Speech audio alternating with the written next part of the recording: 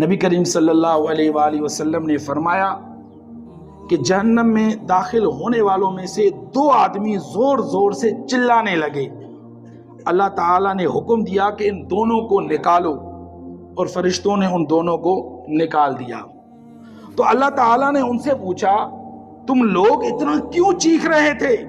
وہ عرض کریں گے ہم نے یہ اس لیے کیا کہ تاکہ تو ہم پر رحم فرمائے۔ اللہ تعالیٰ فرمائے گا میری تم لوگوں پر رحمت یہی ہے کہ جاؤ اور دوبارہ خود کو دوزخ میں ڈال دو۔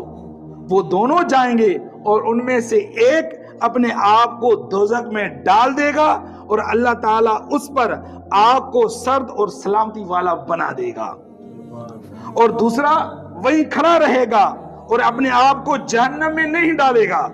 اللہ عز و جل اسے فرمائے گا تجھے کس چیز نے روکا کہ تم بھی اپنے آپ کو اسی طرح ڈالتا جس طرح تیرے ساتھی نے ڈالا تھا؟